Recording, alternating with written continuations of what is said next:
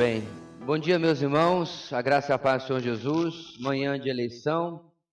E como já é costumeiro, por mais que nós temos deixado o nosso apelo de que a urna não vai ser levada embora até no final da tarde, sempre tem aquele pessoal mais metódico, né? Então hoje nós vamos iniciar a lição 13, é a derradeira lição do nosso material. E o tema é vontade de Deus e direcionamento, ok? Vamos orar e dar início, portanto. Deus querido, nós te louvamos por mais uma oportunidade que temos de estudar a Tua Palavra e por todo esse material que, ó Deus, tem sido de tanta bênção, não só para a nossa igreja, mas para tantas igrejas que o têm utilizado. Abençoa, Deus, nosso tempo, o Teu Espírito venha trabalhar nossas vidas para entendimento da Tua Palavra. Aproveitamos para orar, ó Deus, pelo pleito de hoje, para que o Senhor mantenha longe do poder os homens maus e coloque no poder homens honestos, direitos, e quem sabe mesmo aqueles que servem ao Senhor, para que tragam uma nova visão, uma nova cultura para a política das cidades. É o que oramos em nome de Jesus. Amém. Muito bem, irmãos. Lição 13. Vamos dar um início lendo o texto base que está aí no seu material, ok? Efésios 5, versículo 17. Vamos seguir aqui a projeção para termos uma uniformidade aí no texto, na leitura do texto, ok? Vamos lá? Portanto, não sejam insensatos, mas procurem compreender qual é a vontade do Senhor. Então, irmãos, é importante já desde o começo desfazer uma mentalidade que algumas pessoas têm no meio cristão de que não é possível conhecer a vontade de Deus. É verdade, tem gente que pensa assim. Isso é, obviamente, não só uma falácia, como algo extremamente perigoso, porque você vai acabando levando a vida no pagode, né? Deixa a vida me levar. E você não orienta, por outro lado, não guia a sua vida mediante aquilo que Deus vai direcionando. É verdade. Deus não mostra, não aponta para nós necessariamente cada detalhe daquilo que Ele deseja que nós façamos. Vide o exemplo de Abraão. Sai da tua terra, do meio dos teus parentes, e vai para a terra para onde te mostrarei. Então, até a terra ainda estava no futuro, te mostrarei. Agora, se fosse muito crente hoje em dia, dizer, Senhor, maravilha, aliás, o Senhor aparecer para mim já está maravilhoso. Mas deixa eu pegar papel e caneta, o Senhor podia dar os detalhes daquilo que vai acontecer? Não é assim que Deus age.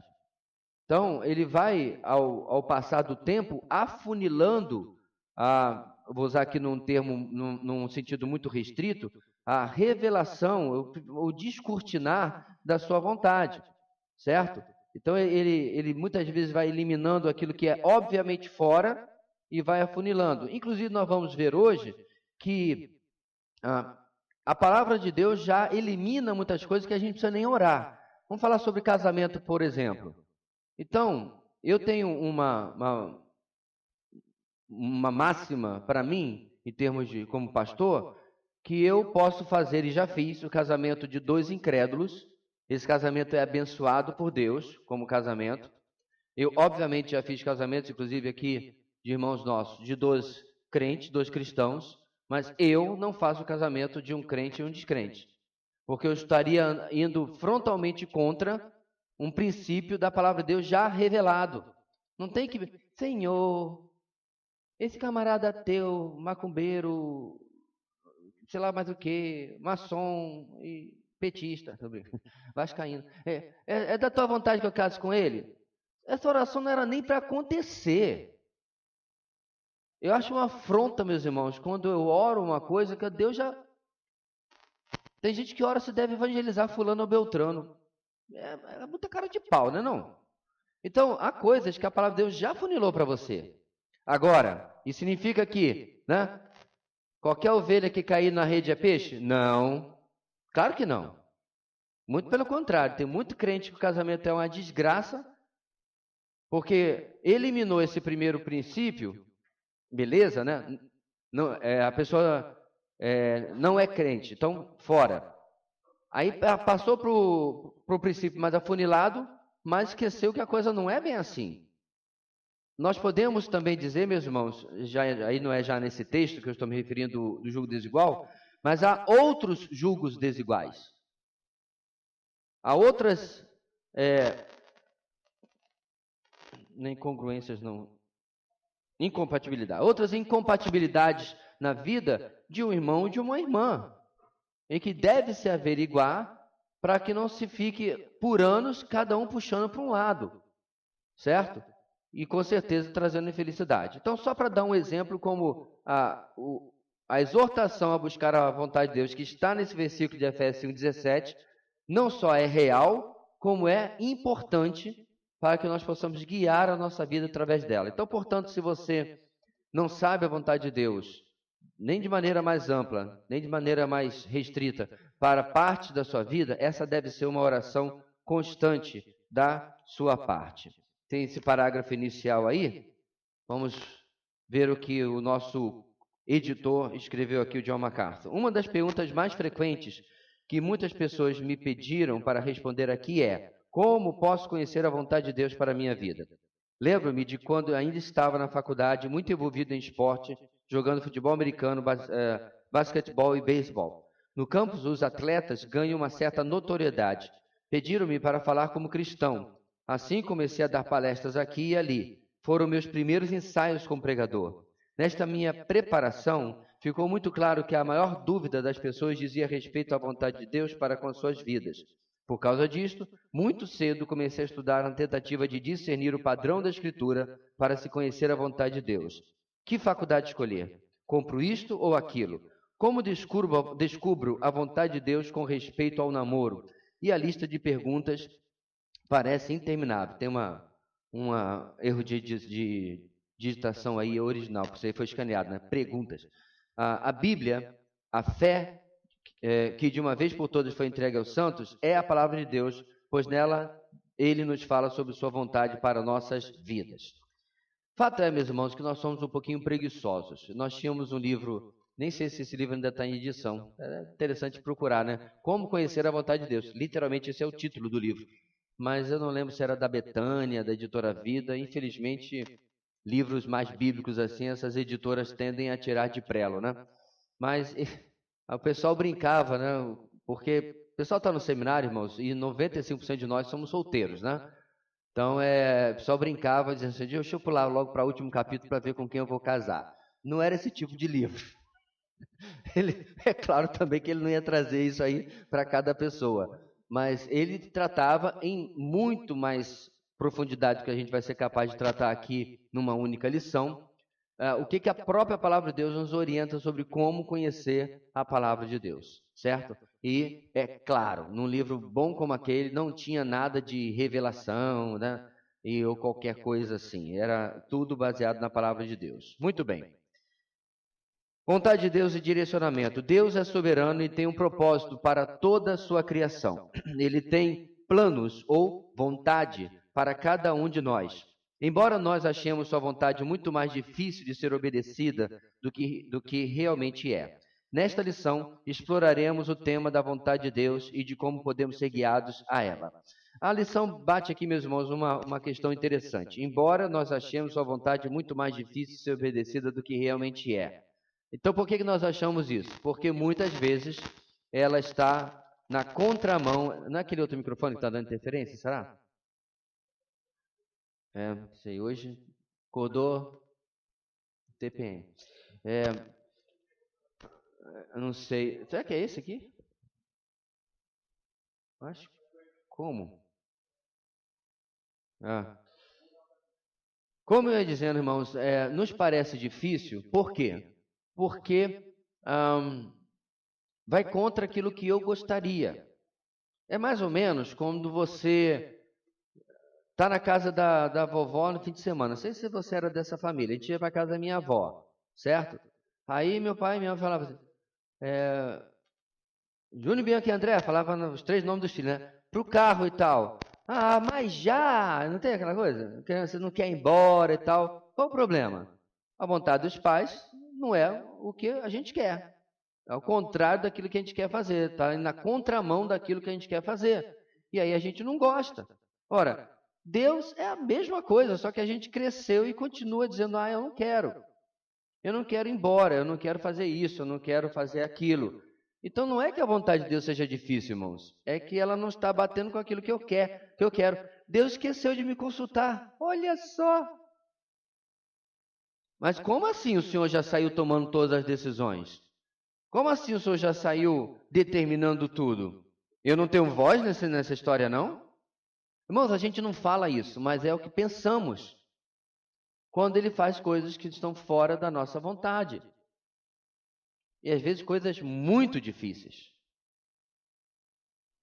Aceitar a vontade de Deus, irmãos, é um exercício de maturidade. Agora veja bem, vamos falar sobre, por exemplo, uma das coisas mais difíceis, que é o luto. Deus tomou a decisão de não curar, Deus tomou a decisão de levar subitamente, não importa. Aí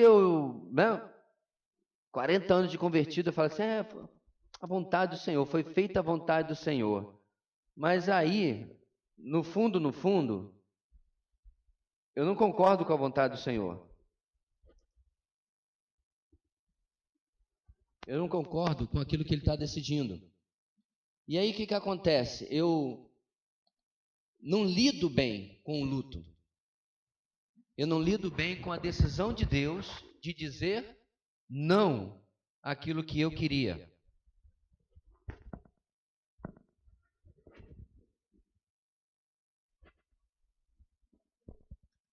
Quem sabe se enrola ao vivo. Eu não concordo com aquilo que Deus decidiu sobre isso. Lembra que eu já tratei aqui, meus irmãos, que isso é muitas vezes a forma como o processo depressivo acontece na vida de alguns crentes? Especialmente em algo tão sério como luto. Nossa, mas eu orei, eu fiz isso, eu fiz aquilo, e Deus decidiu de outra forma. E aí cognitivamente, eu digo, foi feita a vontade do Senhor, mas o meu coração não consegue vencer a inconformidade do meu filho não estar mais aqui, do meu pai, da minha mãe, do meu esposo, minha esposa não estar mais aqui. E pior ainda, irmãos, às vezes isso acontece, ainda que aqui eu saiba que ele ou ela era um crente no Senhor e eu vou vê-lo novamente. Então você percebe que essa questão da vontade de Deus não está tão longe da gente? Está perto, está em situações que, detalhe, essa todos nós vamos passar de uma forma ou de outra. Então é importante nós sempre questionarmos o nosso coração. Qual está sendo a minha resposta à manifestação da vontade de Deus? Porque, irmãos, ela é sempre... Quais são os três adjetivos da vontade de Deus? Boa, perfeita e agradável. A quem? A Ele, não a mim. Agora para pensar. Eu amo ao Senhor e eu sei que essa decisão, essa vontade é boa, perfeita e agradável para Ele. Isso não deveria me alegrar? Não deveria me trazer satisfação? Eu creio que sim. Então vamos começar a examinar, meus irmãos, a nossa vontade de Deus no ponto número 1 aí. Letra A. O significado da vontade de Deus. Aliás, eu já li que não li o parágrafo anterior, desculpe. A Bíblia nos apresenta dois aspectos da vontade de Deus. Vontade soberana e vontade preceptiva. Na vontade soberana de Deus, Ele tem um plano que cobre todos os aspectos da criação e do tempo. Mas Ele também possui uma vontade preceptiva que Ele legisla a todo o seu povo. Eu poderia trocar, meus irmãos, não é o meu significado, mas para uma vontade circunstancial. E a gente vai entender uma e outra para poder fazer a diferenciação. Vai ter até uma provinha aí na nossa lição. Agora sim, número 1, a vontade soberana de Deus. A soberania de Deus envolve seu controle supremo, completo, sobre tudo o que há.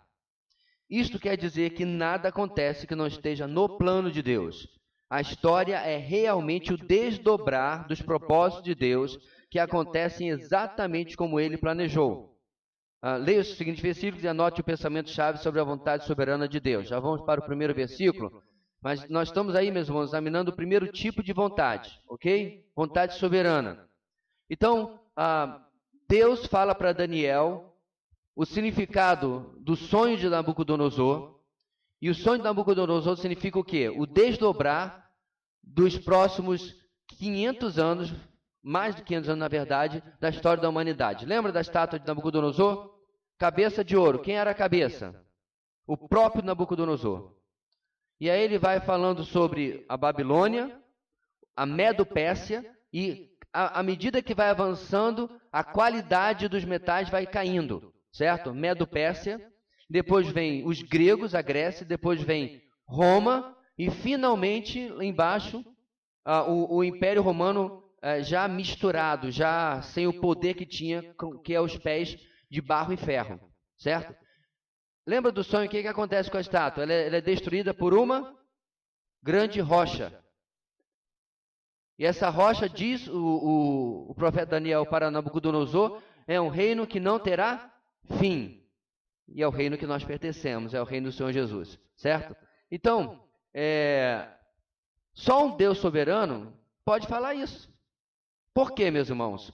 E aí que está o grande problema, que eu não consigo entender quem defende algo, qualquer coisa contrária à absoluta soberania de Deus, como, por exemplo, o pessoal do chamado teísmo aberto.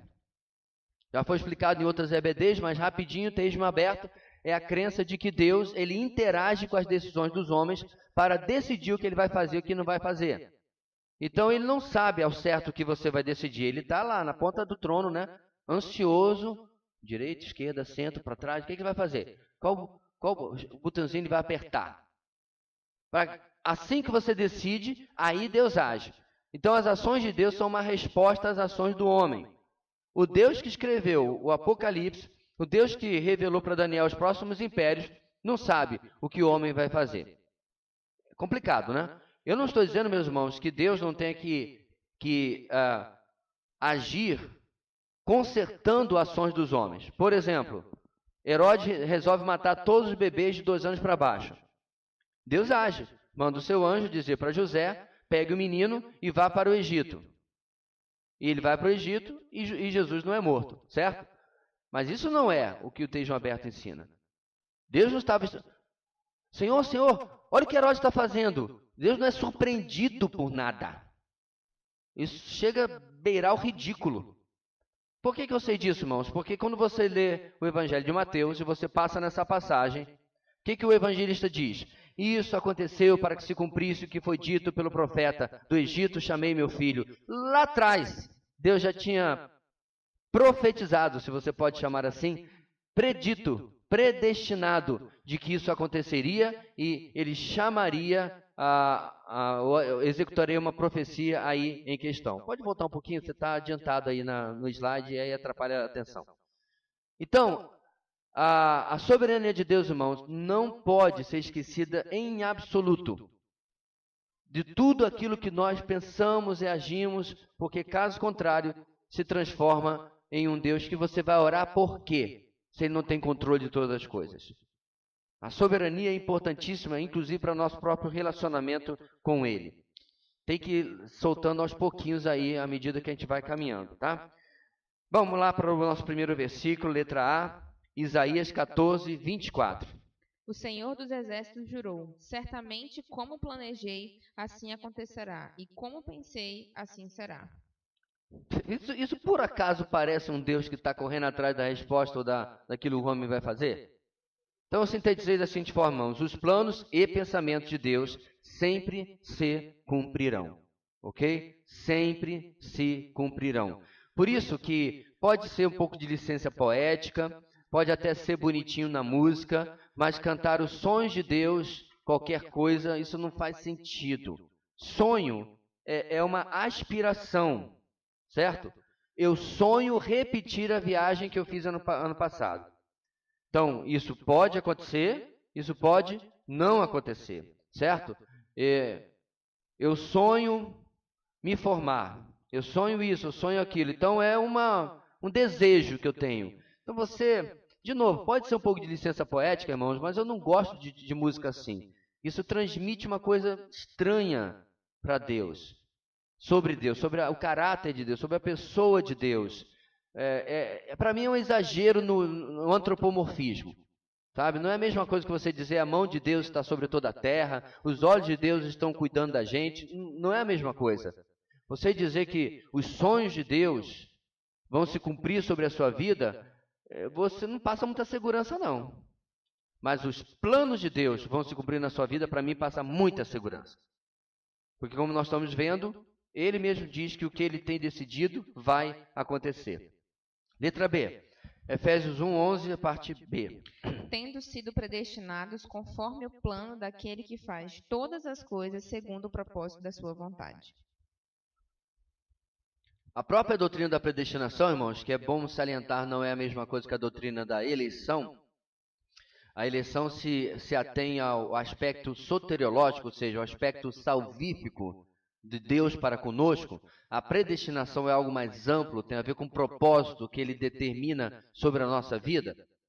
Não tem como funcionar, até é uma negação do termo predestinar, se você não tem um Deus que está no controle de tudo. E aí eu defini o seguinte: fomos escolhidos e predestinados por Deus.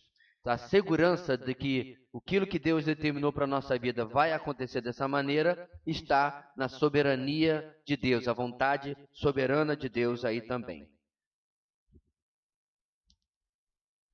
Olha o texto que está aí, irmãos, Isaías 46, 9 e 10. Vamos ler juntos? Alô? Vamos ler juntos? Lembre-se das coisas passadas, das coisas muito antigas. Eu sou Deus e não há nenhum outro. Eu sou Deus e não há nenhum como eu. Desde o início faço conhecido o fim. Desde tempos remotos o que ainda virá. Digo, meu propósito permanecerá em pé e farei tudo o que me agrada. Dá vontade de colecionar esses versículos e mandar para um determinado pastor lá em São Paulo que ele diz que não defende o teísmo aberto, né? Ensaboado todo, porque ele fala as coisas, depois ele diz que não falou. Ele nunca abriu a boca para dizer que defende o teísmo aberto, mas as suas ideias são essas, né? É mais ou menos o camarada diz assim: não, eu torcer para tal time, mas ele tudo que ele compra é das coisas daquele time. Não, eu não torço não. É tudo da cor daquele time, só assiste daquele time. Então no fundo o cara torce para aquele time, mas não fala, né? Complicado. Então, o texto é claríssimo. Eu gosto especialmente dessa parte, irmãos. Lembre-se das coisas passadas, das coisas muito antigas. Aí ele vai dizer, desde o início eu faço conhecido o fim. Desde tempos remotos, o que ainda virá. O que nós vimos, irmãos, semana retrasada, né? Não, passada, em Gênesis 3. Deus determinando, assim que o pecado entra no mundo, qual vai ser o alvo da redenção dele? O descendente da mulher esmagará a descendência da serpente. Como foi falado naquela mensagem, irmãos, esse é o trilho, o fio da redenção que vai acontecer o tempo todo, até passar por Cristo e até o final dos tempos. Só um Deus no controle de tudo pode realizar uma coisa dessa, irmãos. Aliás, a soberania de Deus é o assunto do livro que nós lemos aqui na nossa igreja, que foi tão apreciado, foi um divisor de águas na vida de muita gente, que foi o Confiando em Deus, de Jerry Bridges. São, não sei, 14, 15, 20 capítulos sobre a mesma coisa. Como a soberania de Deus determina se você confia ou não confia nele. E o Jerry Bridges, que agora já está com o Senhor, né, há 2 anos faleceu, ele escreve de maneira muito apropriada de que o amor, não, Deus me ama, até mas meu pai e minha mãe também me amam. E nem por isso eles conseguiram impedir que eu fosse brincar no mato na casa da minha avó e cortasse meu pé numa garrafa quebrada. O amor dos nossos pais não é suficiente para impedir que coisas ruins e nem que coisas boas aconteçam na nossa vida. Então só saber que Deus nos ama, beleza, Senhor, mas eu quero saber se o Senhor tem condição de cuidar de mim, né? E nem, irmãos, que Deus é todo poderoso. E ele vai explorar todos os atributos de Deus, vendo como a parte da soberania, eles são insuficientes para Deus ser Deus. É muito interessante. Eu sei que a maioria já leu, mas se você chegou depois, irmão, e não leu este livro ainda, é um daqueles impossíveis de não ler. Ainda na letra A, o significado da vontade de Deus. Vamos falar agora, irmãos, da vontade preceptiva, ou como eu troquei, circunstancial de Deus. A vontade preceptiva de Deus é revelada por toda a Bíblia como leis e princípios. Trata-se daqueles aspectos, daquele aspecto de sua vontade, ao qual os homens são considerados como responsáveis. Eu talvez acrescentaria corresponsáveis, certo? Vamos, por exemplo, ver na letra A o texto da grande comissão, Mateus 28, 20. O que deve ser ensinado aos novos crentes? Vamos ler. Ensinando-os a obedecer a tudo o que eu ordenei a vocês, e eu estarei com vocês até o fim dos tempos. Então vamos lá, irmãos. Deus é soberano, tudo mais nós já vimos.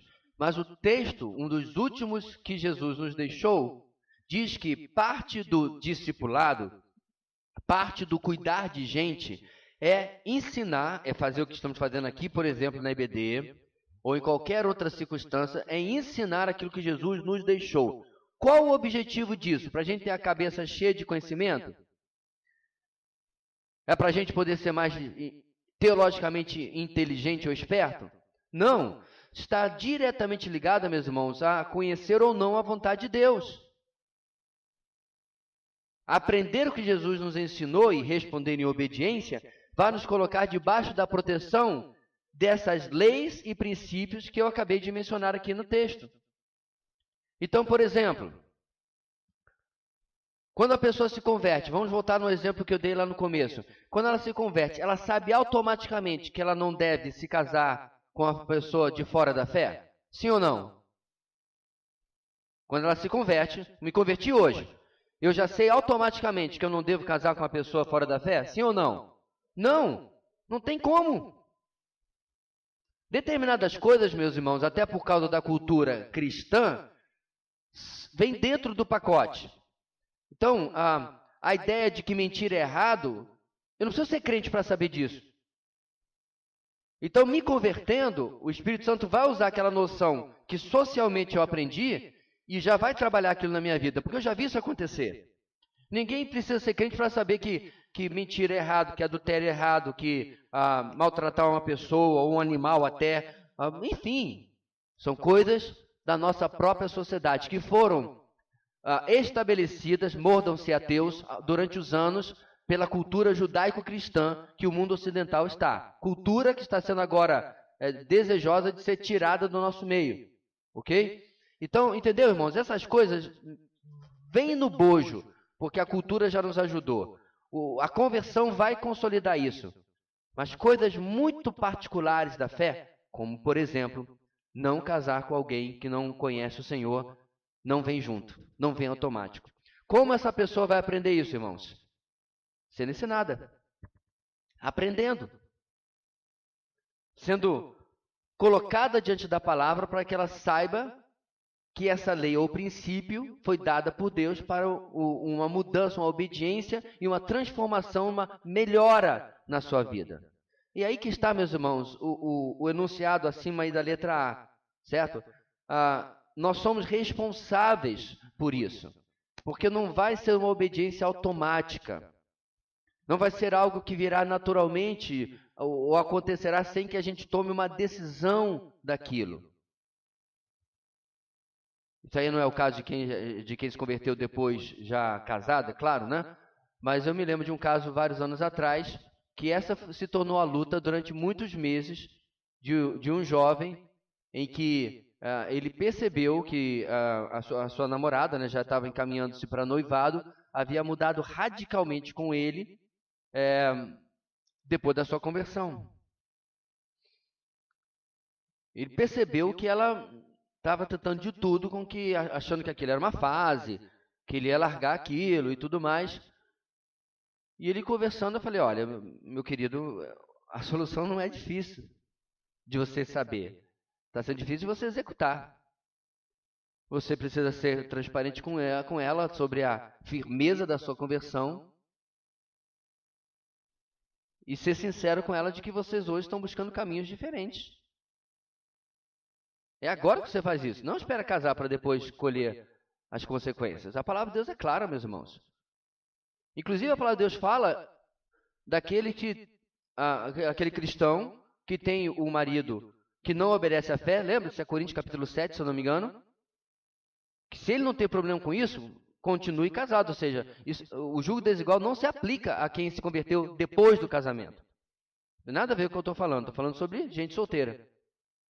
Por quê? Porque Deus sabe da dificuldade, da luta que isso se tornará na vida dele ou na vida dela. Então os irmãos estão entendendo, irmãos? Deus vai fazendo a sua vontade soberana e nesse grande guarda-chuva nós temos uma certa liberdade de como nós vamos agir em resposta às orientações que Deus vai nos dar. E eu quero antecipar aqui uma coisa, irmãos. Até qual o limite dessa liberdade? Aquele guarda-chuva da vontade soberana de Deus. Alguns irmãos nossos na Segunda Guerra Mundial se associaram com amigos não crentes para eliminar Hitler. 1945 ou 6 agora, eu não lembro. E obviamente não deu certo. Eu espero que você esteja de bem com a sua aula de história. Que Hitler só morreu quando Berlim foi invadida pelo exército russo, né? Os russos vindo do Oriente chegaram primeiro do que os aliados vindo do Ocidente. E, segundo a história, ele tirou a sua própria vida, da sua esposa e do seu cachorro, que não tinha nada a ver com a história, né? Podia deixar o bichinho vivo, coitado. Era o único realmente inocente ali naquele bunker. Enfim, então, não deu certo. Por quê? Porque, de alguma maneira, irmãos, na soberania de Deus, aquele mal ainda tinha um propósito a se cumprir. Pastor, o senhor está dizendo que Deus protegeu Hitler e Nabucodonosor e Alexandre o Grande e cada imperador e Gengis Khan e Nero e quem você pensar. Até que tenha cumprido o propósito histórico para o qual Deus o colocou ali. Irmãos, isso é diferente de dizer que Deus, como uma marionete, fez Nero botar fogo em Roma. Não é isso que eu estou dizendo. Ou que Deus, como uma marionete, fez o próprio Hitler. Entende a diferença? Havia um propósito histórico em andamento ali. E o atentado que essas pessoas fizeram não deu em nada. Então a vontade deles, preceptiva, agiu. Mas a vontade soberana de Deus está acima e impediu que acontecesse segundo os seus planos. Ok? A gente vai desenvolver um pouco mais sobre isso ao longo do tempo. Número 2 ainda, letra B, Deus nos deu 2 grandes mandamentos. Mateus 26, nós vamos ler, irmãos, 36 a 40, que já pega os 2 versículos para a gente depois destrinchar. 36 a 40. Tá. Mestre, qual é o maior mandamento da lei? Respondeu Jesus: Ame o Senhor, seu Deus, de todo o seu coração, de toda a sua alma e de todo o seu entendimento. Este é o primeiro e maior mandamento. E o segundo é semelhante a ele: ame o seu próximo como a si mesmo. Destes 2 mandamentos dependem toda a lei e os profetas. Então, irmãos, o versículo 37 vai trazer o mandamento sobre amar a Deus acima de todas as coisas. Então, esse amor a Deus é a base de todos os princípios. Isso está saindo lá, olha que interessante, do Antigo Testamento, da lei, Deuteronômio 6, versículo 5. Não está saindo de alguma coisa que Jesus inventou ali. Tanto é verdade que quando um fariseu pergunta a Jesus, mestre, qual é o maior mandamento? Lembra? Jesus cita esses 2 e cita tirando de Deuteronômio 6,5. Inclusive, ele é elogiado pelo mestre da lei. Falaste bem, respondeste bem, mestre. Por quê, irmãos? Por mais que os fariseus fossem meio zoados da cabeça com tudo aquilo que criavam das leis dos homens e tudo mais, quanto desobedeciam a lei de Deus, ainda assim, eles sabiam que o maior mandamento era amar a Deus acima de todas as coisas. Quando aplicava, inclusive com o segundo, é que a coisa desandava. Criavam legalismo para provar que serviam e que amavam a Deus. Bem, mas para nós, meus irmãos, nós vamos tomar esse fundamento como um primeiro teste de toda decisão que eu e você tomarmos. Então você está numa decisão preceptiva, circunstancial, certo? A pergunta primeira que você tem que fazer é: essa decisão manifesta o meu amor por Deus? Essa decisão manifesta que eu desejo agradar a Deus? Ou está mais para uma prova de que eu amo mais a mim mesmo e desejo amar a mim? Porque o versículo 39, irmãos, vai falar da segunda parte, o amor ao próximo, ou seja, o amor a qualquer outra pessoa como a mim mesmo, certo? Como próxima camada sobre a qual tudo mais se apoia. E aí também Antigo Testamento. Levítico 19, 18. Passa aí, por favor. Vocês não estão com o quadro do administrador, não? Que ele mostra o slide completo antes. Levítico 19, 18. Então, irmãos, de novo o Antigo Testamento. Olha só. Pastor, o tempo todo eu achei que amar o próximo como a si mesmo era uma coisa que Jesus estava reinterpretando a lei. Não, ele estava citando a lei. Ele estava mostrando para o povo de Israel que já estava tudo lá, o tempo todo. Eles que não haviam entendido. Então, voltando para o nosso teste, irmãos, de nossas escolhas, de nossas decisões, eu estou amando a Deus acima de todas as coisas com essa decisão? Primeira base. Sobre essa base vem o contrapiso, o segundo fundamento. Eu estou mostrando amor ao meu próximo, como a mim mesmo. Então, cada coisa, meus irmãos, eu estou lá, né? Na fila com a minha senha. Eu peguei lá no negocinho que solta o papelzinho. Sou obediente, sou um bom menino, tal. Aí, a história verdadeira, vem uma senhora, atravessa tudo, não pega a senha, não pega nada, vai no balcão. Minha filha, me dá 6 pães, por favor. Aí você olha para a sua senha, seu direito constitucional. Só o STF lhe negaria isso. Aí vem aquela senhora que não está grávida, não é de idade, não é nada. E para piorar a situação, a autoridade em questão, que é a autoridade em questão? A balconista, que deveria dizer: senhora, tem uma senha bem ali. Ela vai e atende. Aí você, cheio da ira de Deus, está justa a justiça. Não é nada, irmão. Você só teve o seu direito pisado. E aí, irmãos, eu não estou falando que você deve ser um capacho, não. Mas como você vai lidar com a situação tão banal que acontece no dia a dia, tem que passar por: estou amando a Deus e eu estou amando o meu próximo. A forma como eu vou falar com aquela pessoa, a forma como eu vou lidar com a balconista, eu estou demonstrando amor ao meu próximo. Porque, irmãos, as pessoas vão agir de forma injusta conosco o tempo todo. E é muito provável que você faça o mesmo se você lida com as pessoas nesse nível também de tratar com o público. Uma hora ou outra você vai cometer um equívoco, vai fazer alguma coisa que não era o que você deveria fazer. O problema é que se todos nós começarmos a puxar a espada para cada situação de suposta injustiça, não sobra uma cabeça no lugar. Aliás, é um ditado tomado da lei do talion, né, do Antigo Testamento, olho por olho, dente por dente. A ideia do olho por olho, meus irmãos, era contentar-se eu fiz o mal, eu vou pagar por aquele mal, acabou. Mas como a natureza humana é o que é, o ditado diz o seguinte: olho por olho e todos nós acabamos cegos. Porque ninguém suporta dar o argumento e ouvir a réplica. Tem que ter a tréplica, a quatréplica, a quintréplica, a sextéplica, a septéplica, a octéplica, e assim vai. Só que só tem 2 olhos, né? Então já acabou, muito antes de chegar nisso tudo aí, a gente já está arrancando a orelha. A gente não se contenta com a perda, qualquer uma que seja. Então a mulher passa na minha frente e eu mostro para ela, né, como se deve ser um cidadão e tal, e passo um sermão nela. E ela não deixa assim, não. E ela fala meia dúzia de absurdos também. E alguém tem que parar isso para demonstrar esse amor ao próximo que a gente está vendo ali. Eu estou dando esse exemplo tão banal, meus irmãos, que inclusive já aconteceu. Bem aqui no Big Bom, comigo. Para que a gente pare para pensar um pouquinho e veja se você não enfrenta todo dia. Você trabalha com clientes, você trabalha com público, você trabalha com irmãos, servindo, né?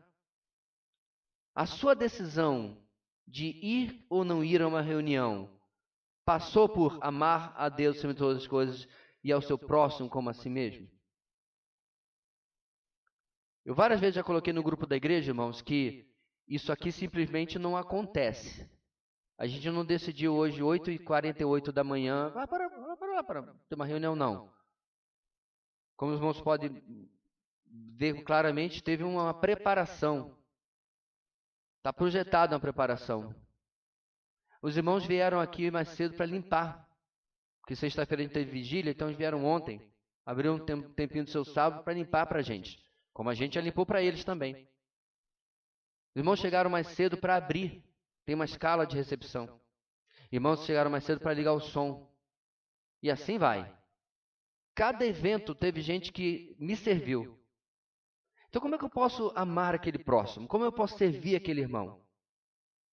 A não ser que eu tenha uma cirurgia de cutícula marcada, que eu não tenho como perder, eu vou estar lá. O Ministério da Presença, irmãos, que o irmão Vinícius falou aqui quando esteve na nossa conferência, ele soou como uma brincadeira, mas não é não. Por quê? Alguém me ajuda, qual é o significado da palavra ministério? Ou ministro? O que é? Servir. Ministro é servo. E ministério é serviço. Então, se eu estou presente quando meu irmão preparou tudo aquilo para que eu pudesse, meus irmãos, né? Para eu pudesse ser servido, eu não estou servindo em retorno? Essa foi uma das vigílias mais elogiadas que eu já tive na história da nossa igreja. Eu acho que vocês estavam, na verdade, com crise de abstinência. Desde março, sem vigília por causa da pandemia, né? Mas amém, eu aceito.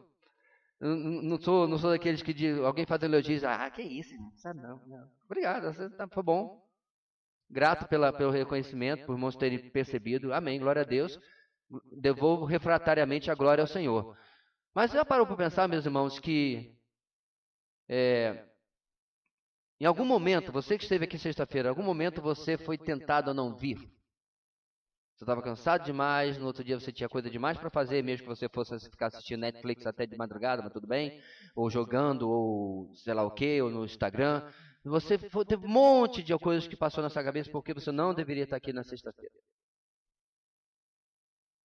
Mas o espírito de servir se sobrepôs e você veio. Ou não, mas você veio. E aí você passou por tudo aquilo que alguém prepararam para você. Então perceba como esse padrão ali não é uma coisa tão difícil, nós percebemos no nosso dia a dia, inclusive na igreja. O simples silêncio numa sala, você que é ainda menor de idade, aluno, é respeito, é amor ao próximo. Então, um adolescente, uma criança cristã que toca a baderna numa sala de aula, é uma atitude anticristã. Você como profissional que faz o seu melhor, você está amando o próximo como a si mesmo. Você vê, meus irmãos, como o Senhor colocou duas questões que acabam com qualquer outro argumento, inclusive com qualquer outra cláusula de exceção que eu queira inventar. Não é amar o próximo como a si mesmo, a não ser que. Não tem a não ser que. Em todas as circunstâncias. E aí, é claro, a palavra de Deus vai nos suprir abundantemente sobre detalhes de como eu vou manifestar isso. Perdão, por exemplo. Como é que eu amo o próximo como a mim mesmo no perdão? Pois não.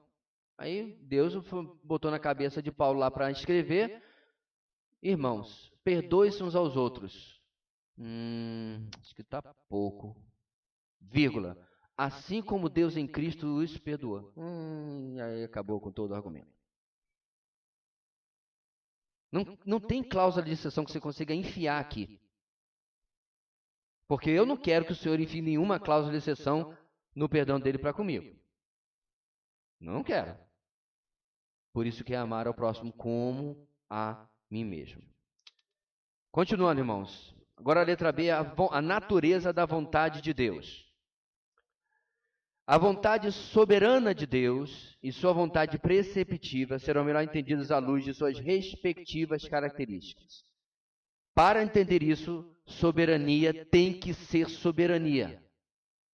Não pode ser essa versão aguada que as pessoas querem criar hoje, inclusive fazendo cláusulas de exceção. Certo? Tem que ser, meus irmãos, à luz do agindo eu, quem impedirá? Sei que essa revelação da revista é atrasada, mas é que eu não lembro agora como é que é na nossa. Agindo eu, quem impedirá? Sempre o que Deus determinar, meus irmãos, quer seja para o bem, quer seja para o mal. Não é que ele diz Isaías? Tanto o mal como o bem é originário dele na nossa vida. Jó entendia muito bem isso. Começo da história da humanidade, Jó era melhor teólogo do que muito crente hoje, com toda a revelação. Recebemos o bem do mal, não receberíamos receberíamos o bem, não receberíamos o mal? Recebemos o bem de Deus, não receberíamos o mal? Simples. Deus está no controle de todas as coisas. Então vamos ver, meus irmãos, essas características aqui nessa tabela que nós temos aí na frente, ok? Vamos lá. Olha, vamos fazer o ponto 1 de cada lado, certo?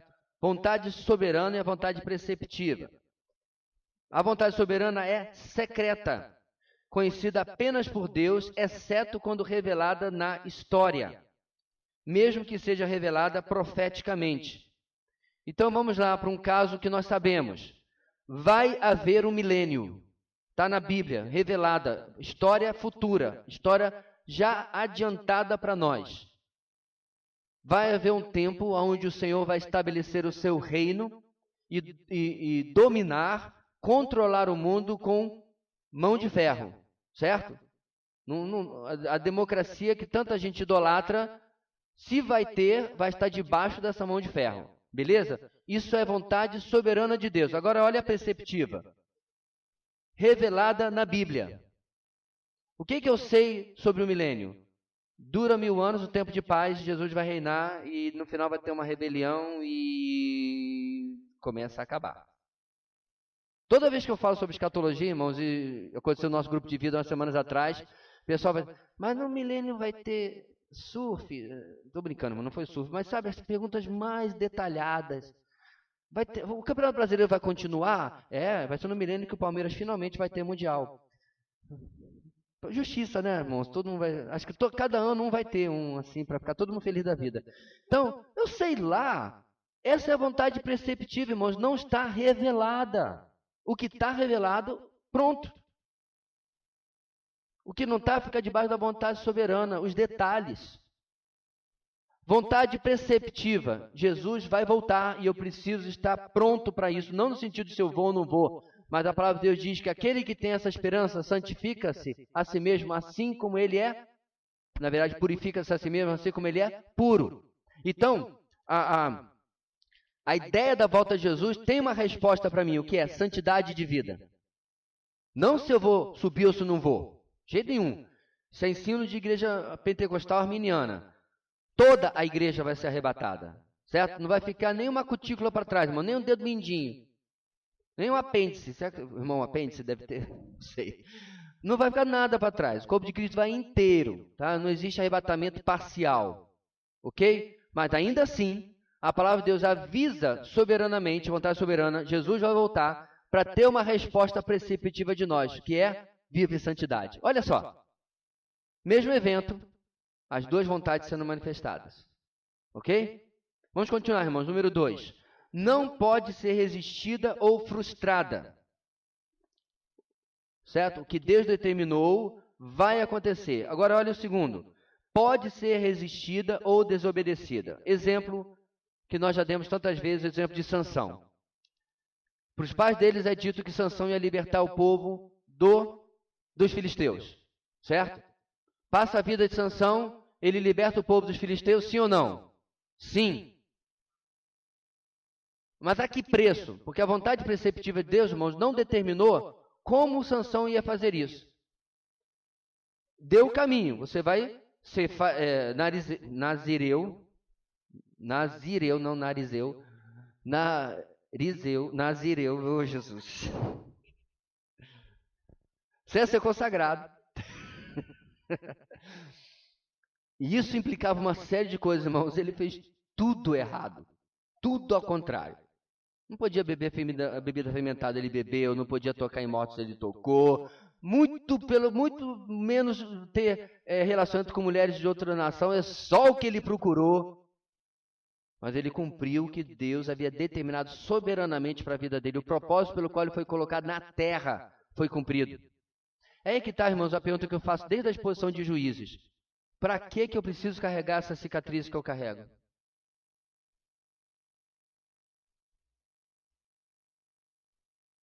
Por que a gente precisa chegar no final do propósito de Deus? Ele não podia chegar, irmãos, como um herói, um verdadeiro herói, não como é colocado falsamente nas revistinhas de EBD para as crianças. Porque de herói ele não tem nada. Mas ele podia ser colocado como o Superman do Antigo Testamento. Sim, debaixo da soberania de Deus, do poder de Deus, da ação de Deus, com certeza. Mas ela não é. Talvez, irmãos, ele ia ficar no imaginário das crianças ali, ó, disputando com Davizinho.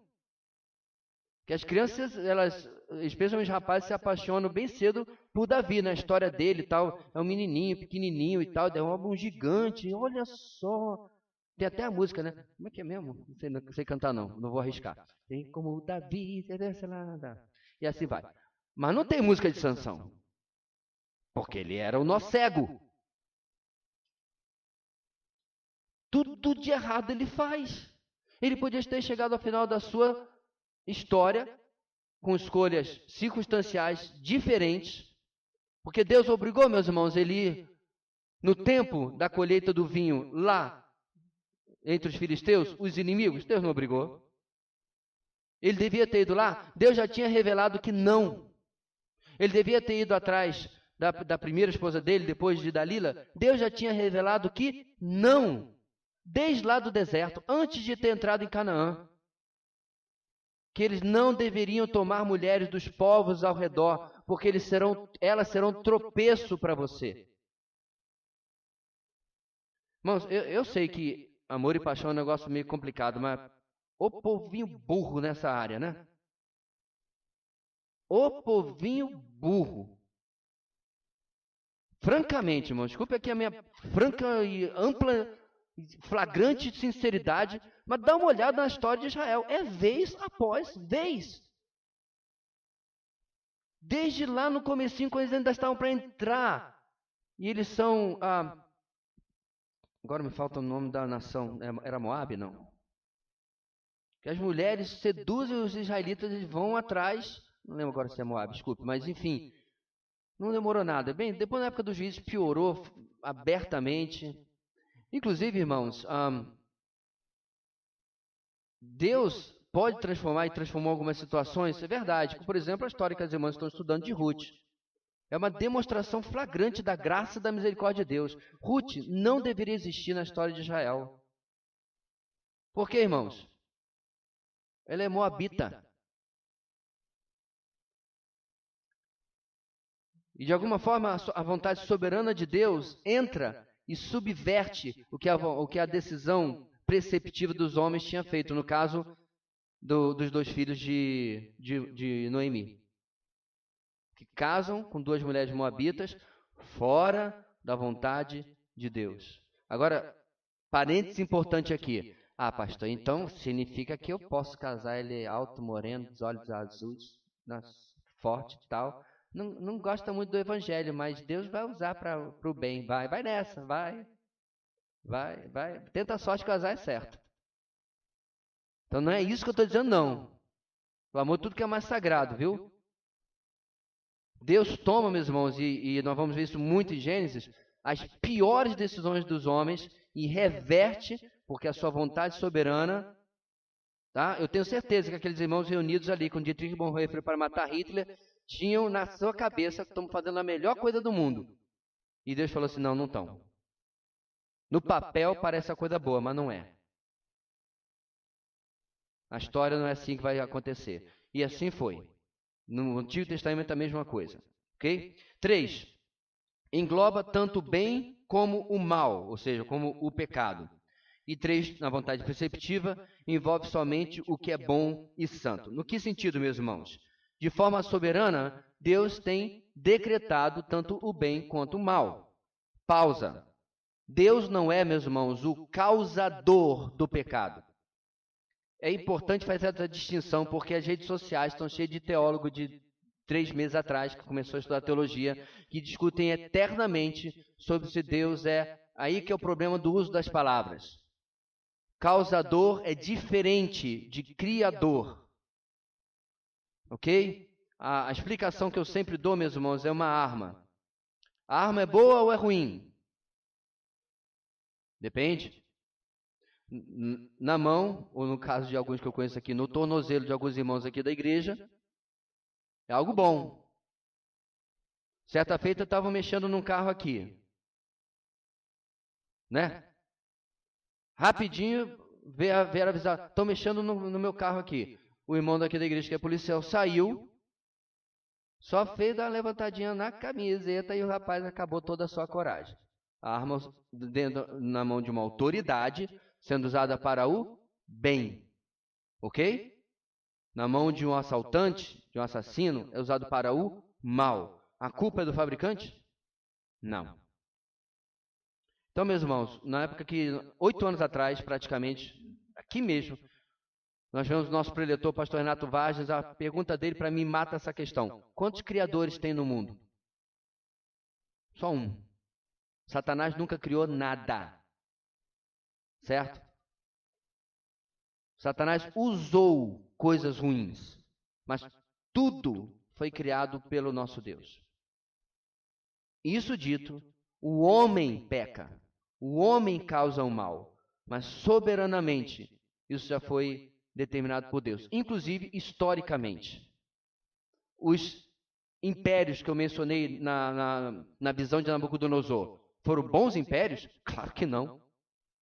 Alguns deles foram genocidas. Matança é uma coisa absurda. Mas soberanamente Deus havia determinado a ordem desses impérios. Entenda bem, meus irmãos, Deus não está vendo o futuro e dizendo para Daniel o que vai acontecer. Deus está mostrando como ele vai desenrolar a história. Por que eu sei disso, meus irmãos? Gálatas 4:4. Vindo a plenitude dos tempos, o pleroma, o enchimento está completo, se cair mais uma gota, entorna. A plenitude dos tempos, Deus enviou seu filho, nascido de mulher, nascido debaixo da lei.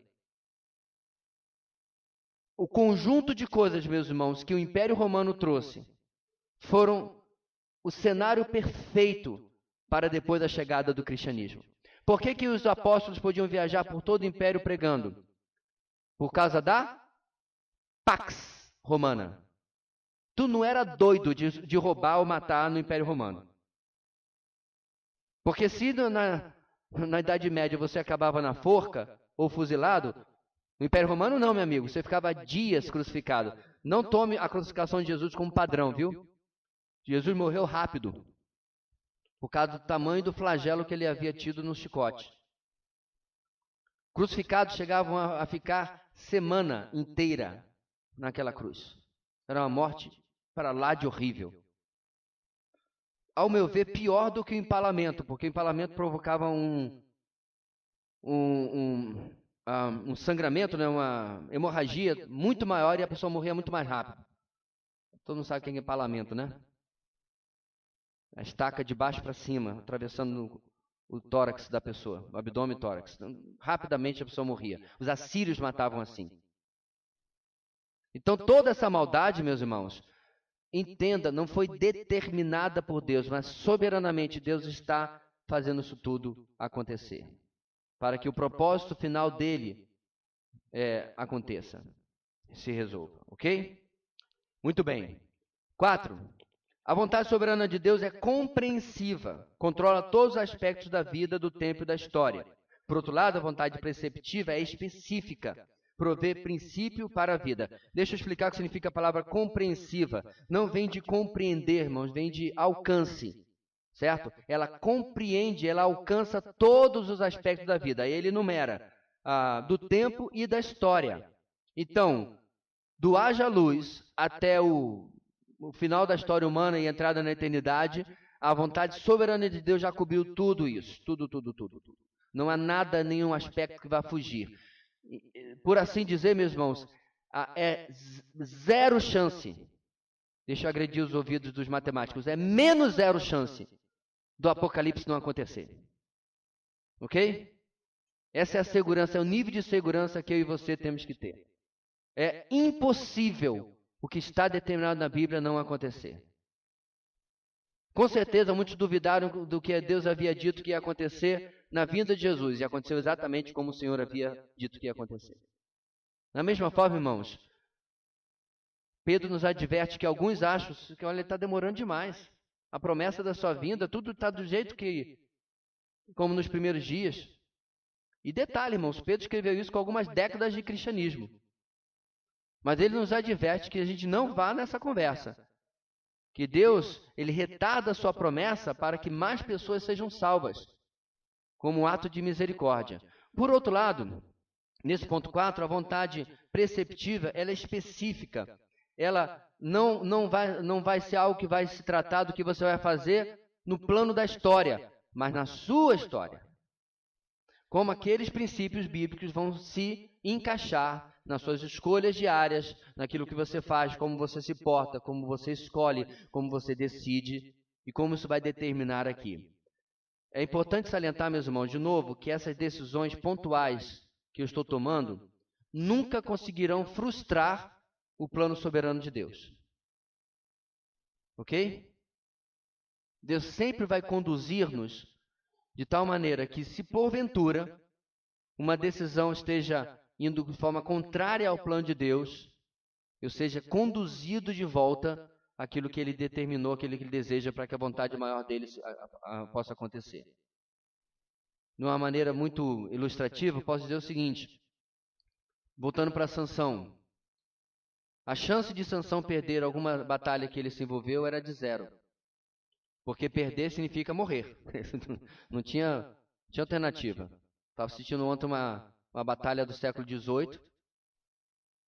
Depois da batalha, os soldados vencedores passavam pelo campo.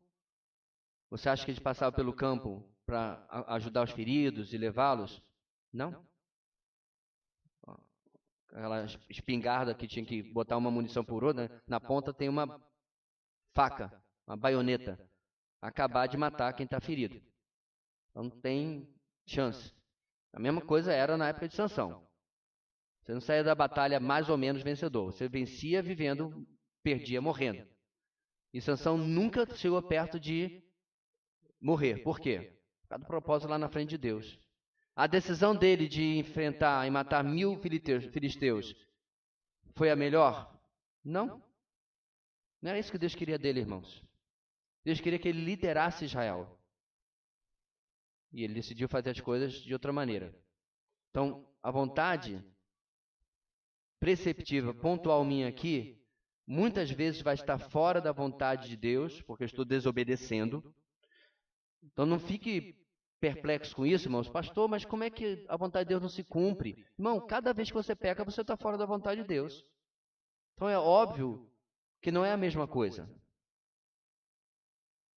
É óbvio que as desobediências pontuais que eu faço, Deus determinou, decretou que Ele não estaria no controle dessas coisas, porque senão nós seríamos autômatos, nós seríamos robozinhos. Mas Deus vai supervisionando, controlando, digamos assim, irmãos, para que eu não estrague demais a minha vida. Aliás, a gente vai ver isso no texto de hoje. Deus vai colocando barreiras, limites, para que eu não faça pior ainda do que já estava fazendo e a vontade soberana dele possa se cumprir. Último ponto, irmãos, aí da tabela. Vontade soberana. Ao crente não é ordenado conhecer o que Deus não revelou. É verdade. Se ele não revelou, eu não tenho obrigação nenhuma de conhecer.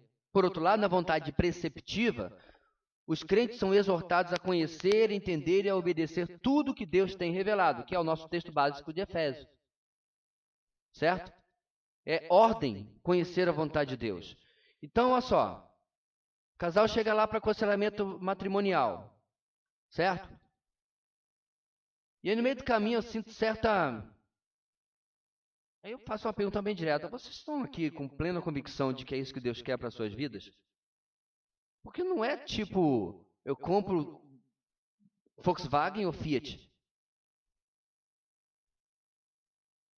Não é a minha coisa assim, deveria ter comprado o carro prata, risca menos, eu comprei o preto, agora olha só como é que ele está. Não é esse tipo de decisão banal. E eu estou falando, irmãos, porque eu já vi muita gente chegar perto do casamento e não tem convicção. Está sendo empurrado por outras questões, por outras situações, por outras pressões. Isso tanto é fato que dois parentes meus que trabalham também com aconselhamento matrimonial, vocês conhecem, a Estelita e o esposo, eles têm um nível de desistência, ou pelo menos de, vamos deixar para mais para frente, altíssimo no aconselhamento deles, na igreja deles. Sabe por quê, irmãos? Porque muita gente está entrando no casamento hoje como se fosse um passeio no parque. Como fosse a decisão de que eu vou para a serra ou vou para o mar. Compro esse ou aquele carro.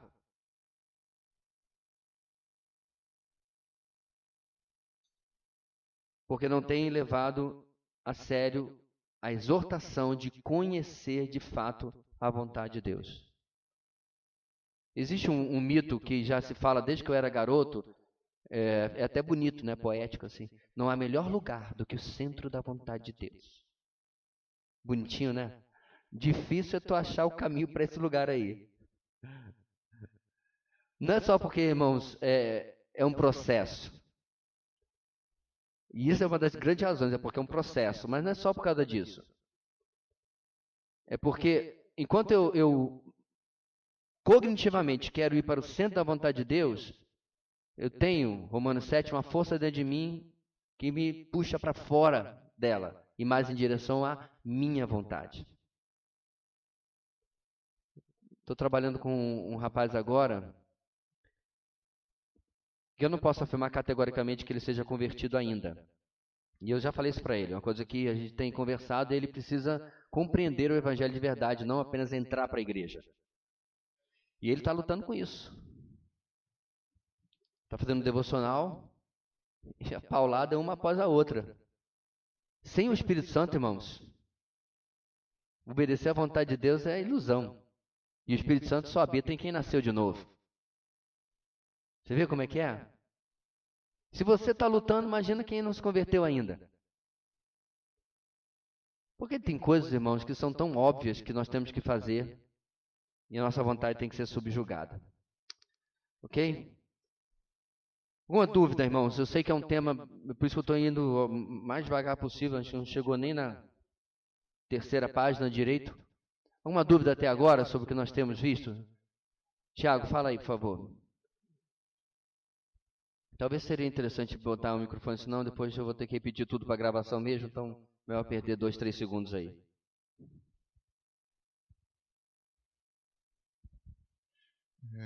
Eu queria perguntar sobre, assim, porque eu ouço muito falar sobre a vontade, uma vontade que eu não sei se ela é correta ou não, que é a vontade permissiva de Deus. No sentido, assim, de que a pessoa deveria, né, ter tomado uma decisão. Vamos colocar aí um exemplo como o julgo desigual, né?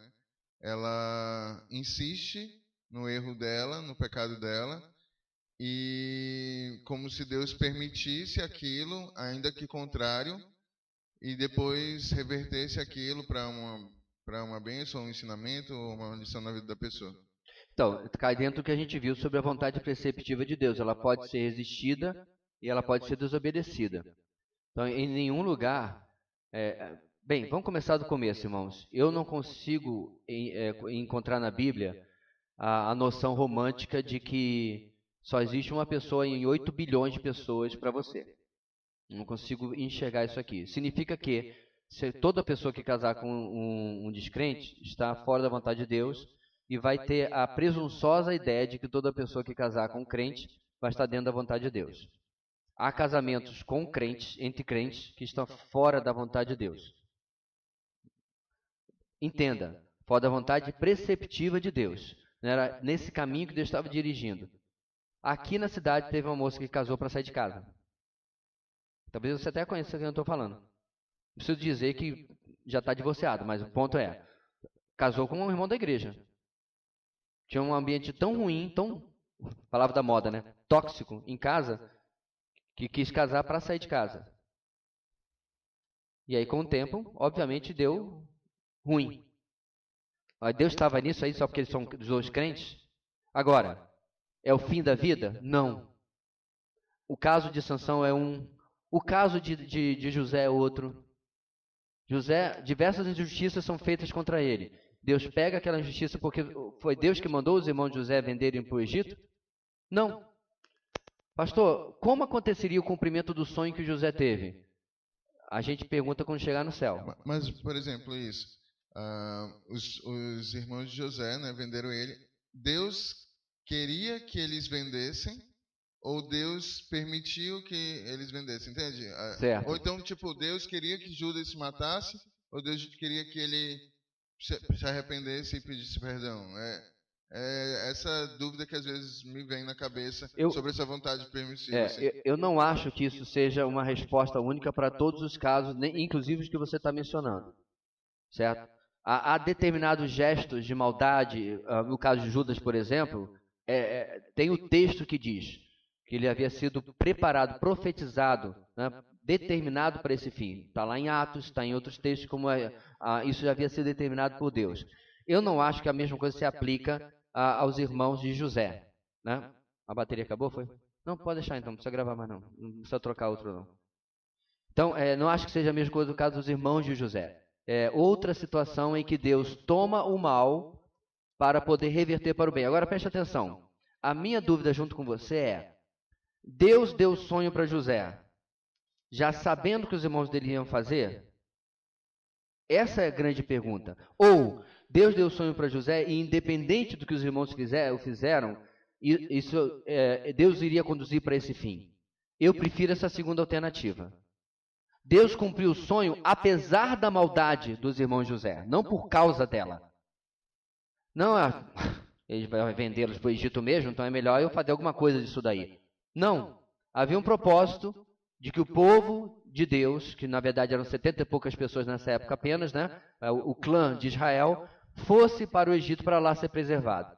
E indo para lá, toda a história acontece como a gente conhece. Agora, Deus usa os meandros da história e vai permitindo enquanto isso colabora com a sua vontade soberana. Por exemplo, no Egito Antigo, gente, sem o sistema judicial, tudo mais agora, etc, etc. Você não acha que José ir para a cadeia quando atentou, supostamente, contra a mulher de Potifar, saiu barato? Para mim saiu muito barato. Lembre-se, é o mundo antigo. Tu mata por qualquer coisa. E ele é assessor direto do faraó. Faraó, meu rei, quero pedir... Ele era baiano, viu? Meu rei, quero pedir... Acho que Potifar não tinha certeza. Hã? Acho que Potifar não confiava tanto na mulher dele, quem sabe. Pode ser uma possibilidade, mas a honra dele está em jogo. Certo? Então, há coisas que acontecem na narrativa que você vê, Deus está ali, está mexendo. Quando ele cai na graça, José, na graça do carcereiro, né? É Deus intervindo ali também. Então, Deus está conduzindo a história e permitindo que determinadas coisas aconteçam. Quem dá o sonho para Faraó é Deus. Quem dá a interpretação, o próprio José fala, a interpretação vem de Deus, é Ele que dá. Então, as nossas ações vão ter livre agência, como vamos fazer ou não, certo? Agora, se as nossas ações virem de forma perpendicular para bater contra a vontade soberana de Deus, Deus fala assim, aí não, amigo, de maneira nenhuma. Por isso que eu gosto daquela frase, irmãos, do puritano, de que nós somos eternos até que tenhamos cumprido a vontade de Deus. Nesse ponto, deixa eu abrir um parênteses aqui, cuidado é uma coisa, mas a paranoia que eu vi nesses últimos 6, 8 meses, com que nós estamos sofrendo, me preocupa com a vida de muitos crentes. Porque não é cuidado, é paranoia que eu vi. Um nível absurdo. Aparentemente, você era para morrer em 2035, mas Deus dormiu no ponto, o Covid é mais poderoso que a soberania de Deus e você morreu em 2020. Complicado. Complicadíssima a forma como alguns crentes pensam. Fecha parênteses. Diga, Yasmin. Então, a minha dúvida é em relação também à vontade permissiva de Deus, mas já vai um pouco além do, vamos dizer, né? O exemplo do Tiago foi algo que estava explícito na Bíblia e, vamos dizer, Deus permitiu que ele se casasse, etc. Mas minha pergunta é em relação ao dia a dia. Por exemplo, eu tenho uma decisão que eu tenho que tomar, vamos dizer, eu tenho até um prazo para tomar essa decisão. E eu sei que eu tenho que orar, né? Então, vamos dizer, eu tenho 2 semanas para orar. Só que a oração também requer uma ação, né? Então, como é que eu decido se eu tenho que continuar orando ou se eu ajo, se Deus permite? Bem, eu vou fazer um pouquinho de spoiler aqui, mas também ampliar o estudo, porque... que horas são essas? Tá, dá pra gente terminar com isso aí, mas a gente vai parar nessa tabela. Esse livro que eu mencionei, ele é muito melhor, né? Vou até procurar ver se ele ainda está em prelo, para a gente trazer aqui para a nossa livraria. Ele vai dar alguns instrumentos, algumas ferramentas que Deus coloca na palavra para nós podermos discernir a sua vontade, certo? O número 1 não responda enquanto se alguém pressiona você por tempo. O irmão aqui da igreja que não está mais conosco, está em outro lugar já, ele foi chamado para uma promoção, certo? Aí o camarada falou, se o seu nome está sendo considerado para uma promoção, e tarará, ele ficou, muito obrigado e tal, né? Eu vou orar e eu vou lhe dar uma resposta. Ele falou, só não demora. No dia seguinte, o camarada seguiu o nosso irmão até para o banheiro da empresa, para dizer assim, e aí? Banheiro que eu digo, irmãos, é banheiro, tá, né? Aquele cubículo assim, não. Banheiro da igreja aberta da empresa assim, e aí, você já tomou uma decisão? Aí ele falou, não, só falou comigo ontem, eu conversei com a minha esposa. Nós estamos orando. Não, que não dá para esperar. Você quer falar, então, aí que ele diz, tá bom, então a resposta é não. Como? Vai ganhar o dobro e tal. Ele ficou... Não, porque eu falei para o senhor, eu preciso conversar com minha esposa, nós estamos orando para saber se essa é a vontade de Deus. Irmãos, quando você fala dessas coisas cristãs com o incrédulo, você quebra o cara, porque ele fica sem argumento, ele não sabe nadar nessas águas. Né? Então você já quebra a pessoa, porque ele já viu que você não vai entrar na dele. Então, se está pressionando, a resposta automaticamente é não. Porque você tem que esperar Deus se manifestar. Outra coisa que você vai usar, é claro, é a voz do Espírito Santo. Irmãos, ela não está aí dentro apenas quando você peca, para convencer do pecado, da justiça e do juízo. A voz do Espírito também é algo que ele dirige, certo? A paz que o Espírito traz, ela precisa ser avaliada. Se não é paz, você está se enganando, é verdade. Mas ela existe. Ela vai lhe mostrar o direcionamento da vontade de Deus para você. Outra coisa que Deus usa, é claro, é a palavra. No sentido de que na sua devocional, Deus vai trazer pelo Espírito o entendimento de como você deve conduzir, ou para onde você deve conduzir a sua vontade naquela decisão em particular. Eu estou indo bem rápido, irmãos, porque não dá para destrinchar isso aqui. Uma outra é o conselho de irmãos maduros e piedosos. Eu acredito que essa seja uma das ferramentas mais práticas que existem. Você precisa ser sincero com uma pessoa que vai lhe aconselhar, né? Não pode só contar a parte que lhe interessa, tem que contar o todo, e de preferência mais de uma pessoa que possa lhe direcionar, lhe aconselhar. Tá? É claro, irmãos, pessoas são falhas como eu e você. Então, tudo isso que você vai ouvir tem que ser avaliado se a pessoa está dizendo, por exemplo, você vai se acusar com a pessoa que é crente há muito tempo, é maduro, mas o casamento foi horrível. Casou com um incrédulo, já se converteu, a pessoa era incrédula, o marido era abusivo e tudo mais. Então, infelizmente, essa pessoa está traumatizada com o casamento. Então, você vai conversar com a pessoa diz, você faria como Paulo, é bom que o homem não toque mulher. Então, a pessoa fala contra o casamento, você sai dali quase convertida contra o casamento. Quer dizer, essa pessoa não é um bom conselheiro. Porque ela está ferida, ela precisa ser curada disso daí, porque o bom conselho vai apontar você para a palavra, para princípios, não para opiniões.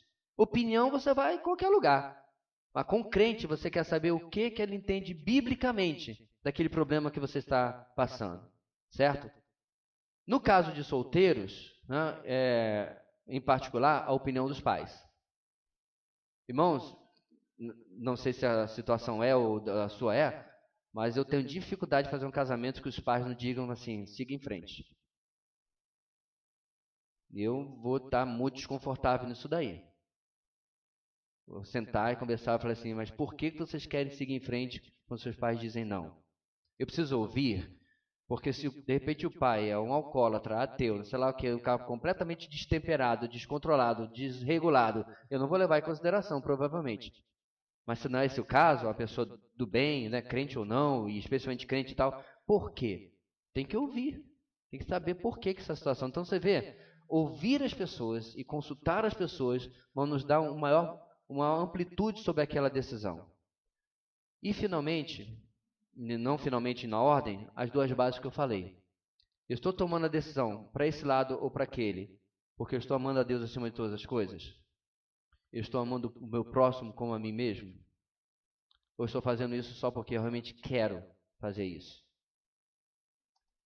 Então, não há, meus irmãos, numa aula como essa, e nem no livro que eu mencionei, nenhuma resposta prática, no sentido de a marca do carro é essa, ou a pessoa que você vai casar é aquela, o emprego, a carreira que você vai seguir é essa. Você precisa levar tempo buscando a vontade de Deus, seguindo alguma dessas ferramentas, ou todas essas ferramentas que eu mencionei, começar a discernir para onde Deus está lhe dirigindo.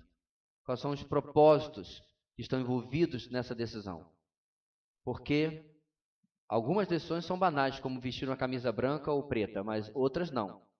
São decisões que vão marcar o resto da nossa vida. Né? E aí a gente vai precisar viver com as consequências dessa decisão. Fico pensando, irmãos, que vida maravilhosa seria a nossa se Deus não tivesse que continuamente ficar consertando as más decisões da nossa vida.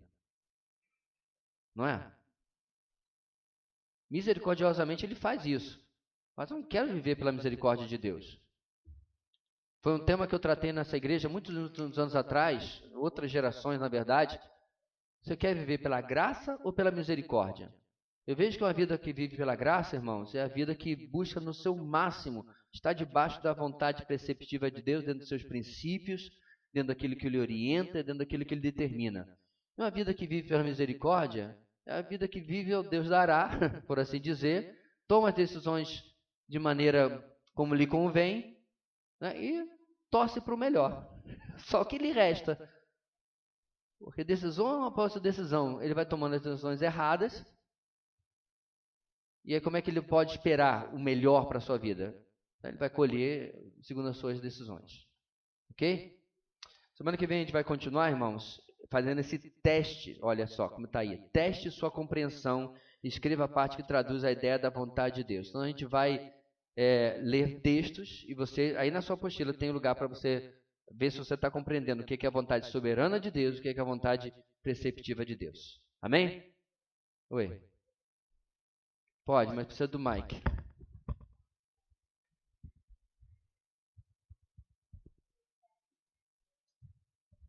Bom dia, irmãos. Eu só queria fazer assim uma colocação, porque um tempo da minha vida eu estava brigando com algumas coisas pessoais nessa área.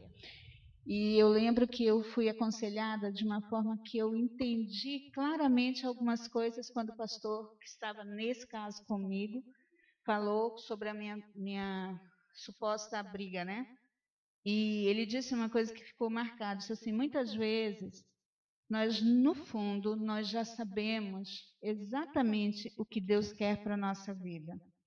Porque e ele estava falando numa questão, porque somos crentes, né, filhos do Senhor, temos uma caminhada com Deus, lemos a Bíblia, entendemos os princípios determinados claros na palavra de Deus. Então, ele colocou essa situação. Muitas vezes você já está sabendo, no fundo, 90% nós já conhecemos. O problema é que nós estamos brigando contra a vontade de Deus e a minha vontade. Então, quando ele falou isso, eu compreendi muitas coisas, né? E aí eu fiquei pensando sobre essa aula mesmo, que ela confirma claramente que Deus, Ele não nos deixa nas escuras. Ele, de fato, Ele sabe como conduzir pela própria palavra o nosso coração. E quando ele diz que o Espírito Santo nos guiaria em todas as coisas ele vai nos guiar. Então, é mais isso. Eu concordo bastante com isso, porque, irmãos, é aquela primeira parte que eu falei sobre a paz que o Espírito traz, né? Não é uma questão de obediência ou não, mas é uma vontade de saber qual a resposta de Deus sobre determinada coisa. Eu venho lutando durante alguns meses sobre uma resposta e tenho orado, porque não tenho a resposta, né? Só que alguma coisa tem me dito que já sei qual vai ser a resposta de Deus. E ontem eu recebi mais um pedaço do quebra-cabeça que praticamente selou. Até comuniquei à equipe ministerial, Bruno está aqui, meu último áudio. A impressão que eu tinha no meu espírito é que já ia ser conduzida para esse lado. Que como ainda não está fechada a fatura, eu não posso comunicar aos irmãos, porque não faz sentido, né? Mas essa é a minha tendência. Agora, como eu não tinha resposta, eu continuei seguindo em frente, né, esperando a resposta de Deus sobre isso. Então, confirmando, é nesse sentido que a Leila está colocando. Sabe, irmãos, tem coisas que não caem bem. A gente está lutando porque eu quero muito. Aliás, eu ensinei os adolescentes quando eles estavam comigo no grupo Renovo, lembra? Que o problema não é você querer alguma coisa. O problema qual é, irmãos? É querer demais, querer muito. E aí você vai contra a vontade de Deus, mesmo vendo que Deus está dirigindo você para o outro lado. E aí, não adianta orar nesse sentido, porque você já decidiu. Muito do aconselhamento que a gente faz, irmãos, quem trabalha com aconselhamento, se resolve depois dos primeiros 40 minutos que a pessoa falou. Eu geralmente faço assim na primeira sessão. Sento e deixo a pessoa falar. Ela fala, 40 minutos. Aí no final eu falo assim, eu tenho assim uma impressão que você já sabe o que você deve fazer. Ela precisava se ouvir. Ela precisava falar, literalmente falar, né? Ouvir a sua própria voz afirmando aquelas coisas para dizer, acho que eu gastei gasolina vindo aqui, mas foi bom, né? E eu não precisava, porque a resposta já era meio clara para mim quanto a isso. Colocou assim, né? É estranho a nossa natureza, a natureza nova, a natureza hoje que me identifica com quem eu sou, com Cristo. Então, é estranha a minha natureza, né? Então, eu achei essa frase interessante, né? Porque aquilo que eu estou buscando ou desejando decidir é muito estranho à minha natureza hoje em Cristo. Não bate, a coisa não está indo para o caminho que deveria, sabe? Quer ver uma coisa, irmãos? Hoje eu estava falando com um pastor, só para terminar, um pastor do Paquistão, que me adicionou essa semana no Facebook, né? E aí eu estava dando uma olhada no trabalho dele. Ele tem um trabalho que talvez seja até o trabalho que deu origem ao Pregue a Palavra, que é líderes treinando líderes, né? Eu acho que é a mesma coisa. Ou é muito parecido o ministério. Eu estava vendo o trabalho dele lá e vi lá, pregação expositiva. Aí fiz um comentário dando os parabéns, falando que era uma paixão pessoal minha, que eu estava na minha 13ª exposição, pregando Gênesis, trocando uma ideia e tal. E aí eu vi a cidade dele. Adivinha qual é a cidade dele? É a cidade que eu ia há 2 anos atrás. E aí eu fiquei lembrando disso, né, irmãos? E eu estava lembrando que durante aquele processo, lá no fundo do último neurônio na minha cabeça, alguma coisa estava me dizendo, você não vai para o Paquistão. Só que, irmãos, eu não tinha uma resposta, eu tinha que continuar. Eu tinha irmãos que doaram, que ofertaram um bom dinheiro, né, para esse projeto. Então eu precisava de uma resposta que fosse maior do que apenas, irmãos, eu acho que eu não vou não. E eu pedi a Deus essa resposta. Falei, Senhor, eu estou inseguro sobre a saída, né? Que minha mãe orava fervorosamente que eu não fosse. A pessoa, eu compreendo, né? Eu sou pai. Eu explicava para ela, mãe, é Paquistão, não Afeganistão. É um pouquinho diferente, né? São 2 estão do lado assim, e perto lá tem o aqui não estão, quando estavam procurando os terroristas, né? Entenderam a piada? Não? Enfim. Então, só que é verdade, irmãos, agora mesmo aconteceu umas atrocidades no Paquistão, mas é diferente para onde eu ia com a proteção, inclusive, do próprio governo, que ia ser acionado, enfim. né? Graças a Deus não sou loiro dos olhos azuis, que aí que é o grande perigo, né? Adoro pegar um americano por lá, um europeu. E assim vai. Então, eu tinha essa impressão, irmão, mas eu tinha até um grupo no Facebook onde eu informava o andamento da viagem. Então, eu dava os meus passos, e esperando que Deus mostrasse alguma coisa mais concreta. Isso veio na forma da negativa do visto. E eu pedi a Deus algo concreto para que eu pudesse, e na minha oração colocava, porque havia irmãos ali orando, participando do projeto, e enfim. E aí, isso feito, eu consultei esses irmãos no grupo o que fazer com aquela oferta, e foi por isso que eu e Leila pudemos ir para Moçambique. Agora, olha a diferença. A viagem para Moçambique, irmãos, mesmo que teve um percalço no caminho, em que eu esqueci de verificar a data da validade do passaporte, irmãos, lembram? Deus solucionou de uma maneira tão sobrenatural que aí você começa a notar as diferenças. Além da resistência espiritual, que sabe, eu me via um pouco nadando contra a correnteza na primeira opção do projeto, e aí finalmente a negativa total, o que não é comum, certo? O Paquistão não é um lugar difícil para você viajar. Se você procurar site de viagem, diz assim, viajando pelo mundo tal, conhecendo o Paquistão, o camarada foi para ver turismo. E eu não consegui ir, com carta convite. Então, era Deus dizendo não. E a ida para Moçambique foi completamente diferente, ao ponto da gente conseguir o passaporte dela em tempo recorde. Em 24 horas, 36 horas, nós conseguimos tudo ali que não tinha como conseguir.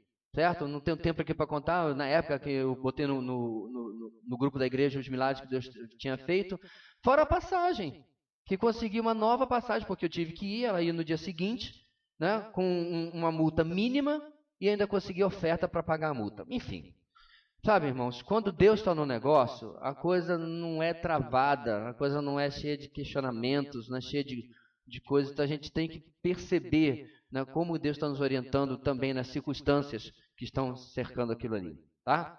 Mas a gente pode continuar semana que vem com a nossa continuação, apesar que é provável que a gente vai ter um atraso na nossa CBD, irmãos, por causa da necessidade de mudar a nossa assembleia. Vai ficar muito apertado fazendo no sábado à tarde, porque à noite tem reunião da convenção, não é isso? Esquecemos desse detalhe, então já fica corrido, a gente vai conversar para transferir a nossa assembleia para o domingo de manhã, certo? No lugar da EBD, excepcionalmente. Mas a gente vai terminar a lição eventualmente, sem problema. Amém? Vamos orar? Deus querido, acima de tudo, Senhor, nós clamamos para que o Senhor nos oriente pelo Teu Espírito em direção à Tua vontade e nos impulsione pelo Teu Espírito à Tua vontade. Não apenas saber dela, conhecê-la, mas sermos direcionados e possamos nos submeter a esse direcionamento para cumprir aquilo que o Senhor tem determinado para a nossa vida. Obrigado, Deus, pela Tua palavra, que não nos deixa caminhar na escuridão, mas ao mesmo tempo exige que nós possamos exercitar os nossos sentidos espirituais para compreender para onde o Senhor está nos dirigindo com a lâmpada que é para os nossos pés a Tua palavra. Abençoa o resto do nosso dia, nós oramos em nome de Jesus. Amém. Graça e paz da parte do nosso Senhor e Salvador